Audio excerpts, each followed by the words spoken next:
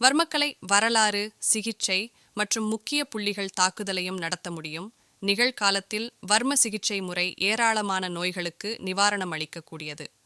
வர்ம சிகிச்சை அதிகம் பயன்பாட்டில் உள்ளது.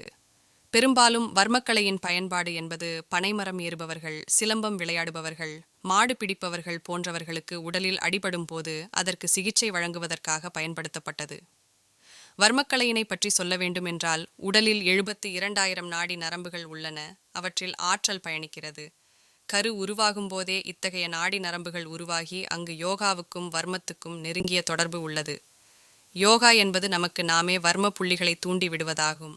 வர்மம் என்பது மருத்துவரால் நமது வர்ம புள்ளிகள் தூண்டிவிடப்படுவதாகும். வர்மம் நம் உடலில் 553 வர்ம புள்ளிகள் உள்ளது. சில முக்கியமான வர்ம புள்ளிகள் கீழே கொடுக்கப்பட்டுள்ளது. திலர்த வர்மம் 2 புருவங்களுக்கு நடுவில் உள்ள புள்ளி. இதனை தினமும் ஒரு முறையாவது அழுத்த வேண்டும். மேல்தட்டு வர்மம் உதட்டின் மேல் ஒரு விரலினால் இடது மற்றும் வலது புறவாக்கில் தேய்க்க வேண்டும். அண்ணான் காலம் நமது 2 கைகளாலும் 3 விரல்களால் 2 நெற்றி ஓரங்களையும் 3 முறை தேய்க்க வேண்டும். பொற்சை காலம் நமது 2 கைகளையும் பின்னோக்கி தூக்கி நம் பின் மண்டை ஓட்டின் முனையினை மெதுவாக தேய்க்க வேண்டும். இது கழுத்து வலியை சரி செய்யும். மூட்டு வர்மம் நமது கால் முட்டியிலிருந்து 4 விரலுக்கு கீழே உள்ள வர்ம புள்ளியினை தூண்ட வேண்டும்.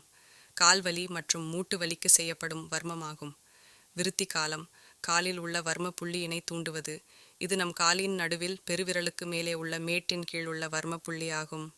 கால் பெருவிரல் வர்மம் கால் பெருவிரலில் உள்ள வர்ம புள்ளியினை தூண்டுவது. இதை நம் உடலில் உள்ள அனைத்து பாகங்களுக்கும்